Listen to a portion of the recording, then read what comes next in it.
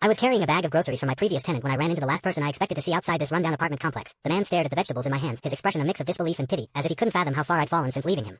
Following his gaze, I instinctively shifted the bag behind my back that I glanced down at the muddy puddles on the cracked pavement, wondering how my silver spoon ex-boyfriend had ended up in this forgotten corner of Brooklyn. Something flickered in his eyes. Was it sympathy, understanding? His jaw tightened. I see you've learned your lesson. Come back with me, Emma. I took an involuntary step backward. Why would I go anywhere with you? My rejection darkened his features. I know you're still angry about the baby with Sophie, but it's been 3 years. Haven't you punished me enough? Come home, and everything can go back to how it was.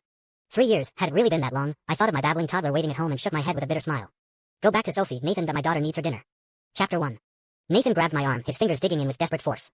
Emma, I know you're still upset about what happened, but I came back for you. Can't we just move past this? He clearly didn't believe I'd remarried or had a child. After all, everyone in Manhattan knew how inseparable we'd been, that we were the couple everyone envied on social media, the perfect pair who couldn't stand to be apart. From 16 to 26, from high school hallways to wedding planning, we only had eyes for each other. 10 years of being each other's everything. Until our wedding week. On our 10th anniversary, Sophie returned from studying abroad in London. I watched Nathan's eyes light up when he saw her. Of course they did. Sophie had been groomed at elite European boarding schools, carrying herself with an effortless grace that made everyone gravitate toward her. My chest tightened with an unfamiliar ache. That inexplicable pain drove me to hide in the bathroom during the party. Through the door, I heard the caterers gossiping. You can tell she's not from money, nothing like the Harrison heiress. Why would someone like Nathan settle for her? Another voice chimed in with cruel amusement. She's been clinging to him for 10 years. That he probably felt obligated to propose. Separated by a thin door, I couldn't tell if they meant for me to hear, but I was too humiliated to leave when their voices finally faded. I limped back to the living room, having twisted my ankle in my haste to escape. Nathan frowned at my disheveled appearance. What took you so long? But his attention immediately shifted back to Sophie, his expression softening. Sophie and I were just discussing dinner plans, that she's been craving authentic American food after being away so long. Together, my mind latched onto that word while the rest of his explanation became white noise. I forced myself to speak carefully. But Nathan, today is your 10th anniversary, right? Nathan mentioned it. Sophie interrupted smoothly. I'm so sorry for intruding on your special day. Her words dripped with false regret, barely concealing her satisfaction and a hint of disdain.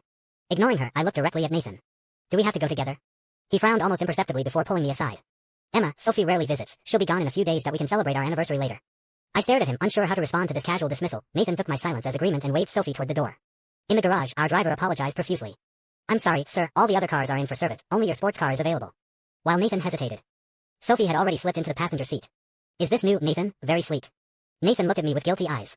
Emma, why don't you head home? We'll celebrate properly another time. He kissed my forehead, a gesture meant to placate while his body language screamed for me to leave. The memory made my stomach turn that I glared at Nathan with fresh irritation, but he misread it entirely, probably remembering how devoted I used to be. He examined the vegetables in my hand with smug satisfaction. Clearly you're not doing well. Here's my offer. Apologize, and you can come back. Sophie's health is fragile. She needs someone to take care of her. His arrogance made me nauseous. How had I ever been in love with this man? I was about to tell him the truth about my life when he cut me off. Don't act like you're too good for this. Look at yourself.